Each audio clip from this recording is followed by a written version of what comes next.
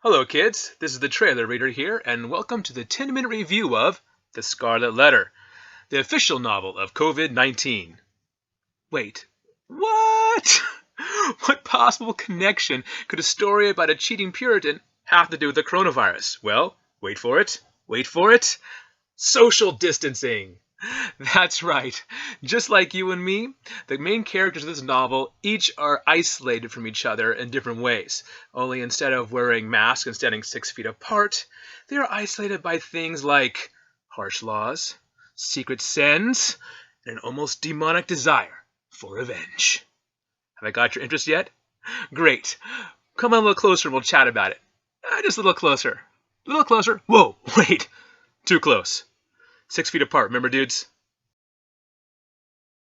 But why the Scarlet Letter, do you ask? Why, for the love of God, would I want to talk about a 19th century romantic era novel when I could be talking about a million other topics? Good question.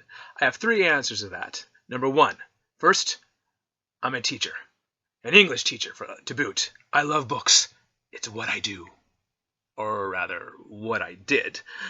Which leads me to my second point. Number 2, I am out of work and bored out of my mind. It's either this, or clean our trailer, or use my stimulus check to buy expensive fitness programs that I'll never use. Sorry, baby. And the third thing, just because you guys are out of school doesn't mean you're exempt from the required reading lists, and I'm here to help you with that. I mean, honestly, how many times are you going to try to beat Skyrim, right? Okay, now that we got that out of the way, let's begin our 10-minute review of The Scarlet Letter. And believe me, 10 minutes is not a lot of time to talk about this compelling and complex novel. So let's get right to it, okay? But first, let's get some background information. First, the novel was written in 1850 by Nathaniel Hawthorne. It takes place in the Massachusetts Bay colony of Boston, which, for those of you who are not history buffs, is the U.S. before it was the U.S. It was a British colony settled by the religious group called the Puritans, who wanted to practice their religious beliefs freely without being bothered by anyone. Poor guys, even back then, nobody liked them. The story follows a young woman named Hester Prynne, who is convicted of adultery and refuses to reveal the identity of her lover. And as a consequence, she is forced to wear the Scarlet Letter A for the rest of her life and live on the edge of town. Try using that the next time you get your report card. Hey, Dad, you should be glad I don't have an A. I have an F, which stands for faithfulness. Yeah, no. This is a romantic era novel. That's important to know because it helps us understand what Nathaniel Hawthorne was trying to accomplish through his work. Now, all the romantic era novelists and poets, they all had 3 things that really were in common that they really loved. Number 1, social justice. They loved talking about stories of the oppressed and the poor and the lowly being victorious over their circumstances. Number 2, they were also really into spirituality, the worship of nature, and even the revival of myths like Zeus and Hera and Hercules and that kind of thing. And number 3, they were really into creativity and art and the display of the senses for its own sake. Anything that was well written, that invoked your emotions, they loved. And this novel has most of those 3 in it. Okay, now that you know the introduction, let's get into the plot.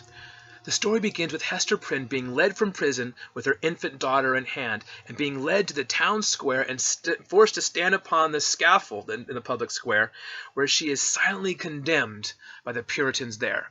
Now, the thing about Hester is she's really sort of rebellious at this point, and she stares right back at them. As they're condemning her, she is sort of condemning them in the same process. It's an epic battle of stares, just sort of like,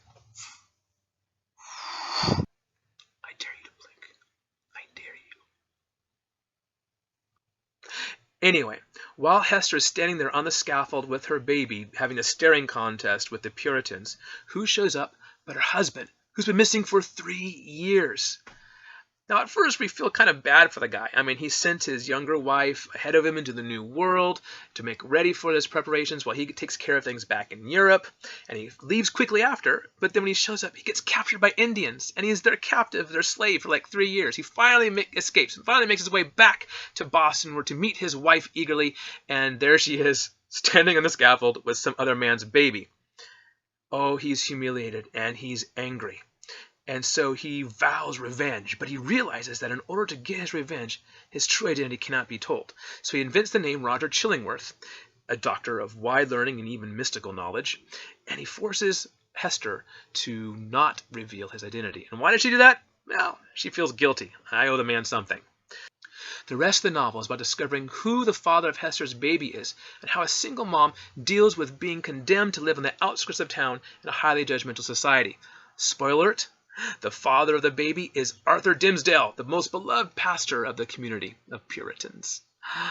Shocker. The themes of this novel all have to do with the effects of sin, physically, psychologically, socially, and even spiritually, in a society that has very little compassion or mercy.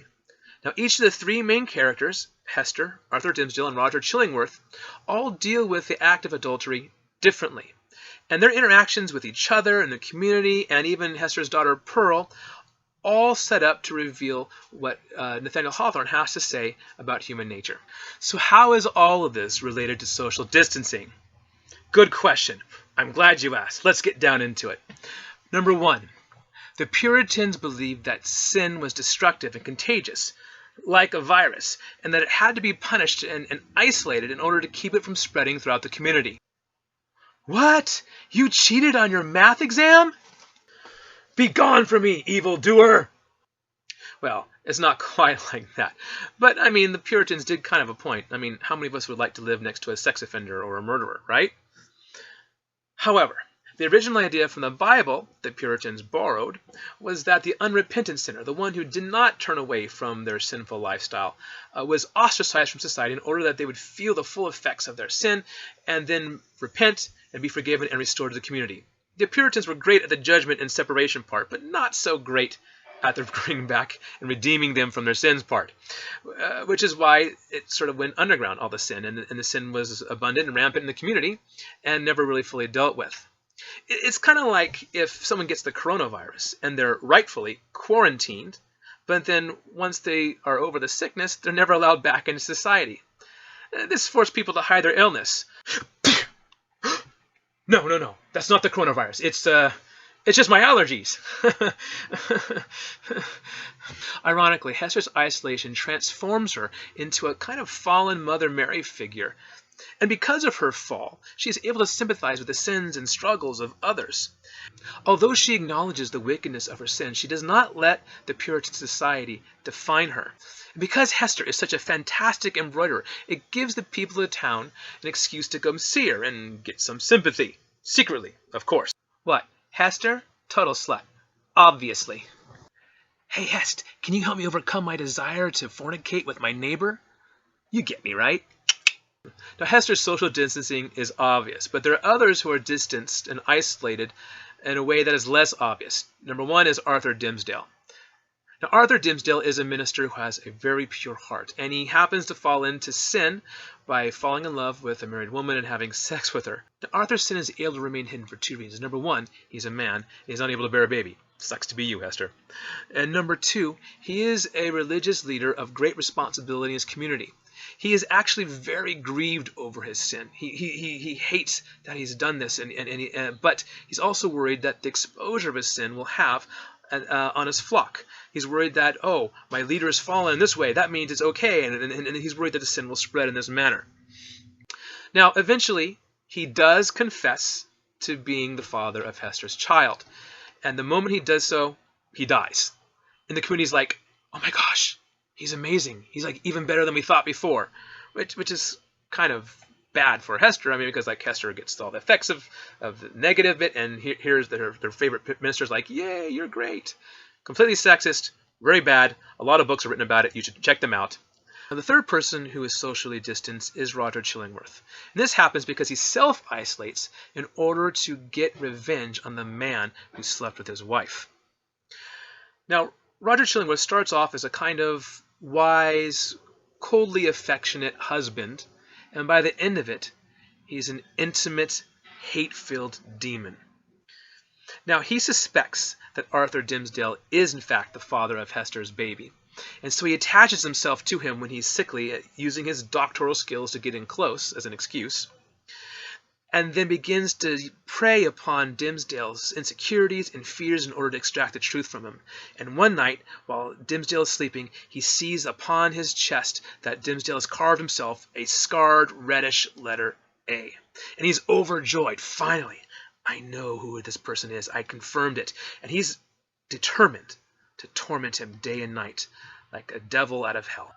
Unfortunately for Chillingworth, Dimmesdale ruins his plans and confesses everything publicly to the community. And then he dies, escaping the evil plans of Roger Chillingworth. And like a parasite that has no host, Roger Chillingworth himself dies a year later of starvation of his revenge. Now, there are lots more forms of social distancing in this novel, and I challenge you to look up some of those. But for right now, what I want to do is give you 4 quick tips on how to read and analyze this novel. Number 1, do some historical research. There are a number of historical characters who are either alluded to or take a direct part in this book, like Governor Bellingham and his sister-in-law, Mistress Hibbins. Now, Hawthorne includes these guys because they reveal something important about the Puritan beliefs and mindsets or are a direct criticism of them. Okay. Number 2, the book is full of symbols. Even the characters are symbols. Now, of course, the biggest symbol of all is the Scarlet Letter A, which in the beginning of the novel stands for adultery, but it is also representative of Hester's identity transformation throughout the book. In fact, by the end of the book, her independence from the Puritan community, her acts of charity and goodwill, and her hard work to support a daughter as a single mom have shown themselves to the community, and they now regard the A, by the end of the book, to mean able rather than adulterer. Number 3, this is a romantic era novel, which means nature plays a huge role in the novel. And in fact, in one scene where Hester and Arthur are secretly meeting together to conspire to run away together as secret lovers, the woods themselves, the trees, the sun, the nature seems to be like overjoyed in support of this couple's decision. But the nature also seems to be very supportive of Mistress Hibbins, who is in fact a witch, and her evil, dark practices that she does with the devil in the middle of the night.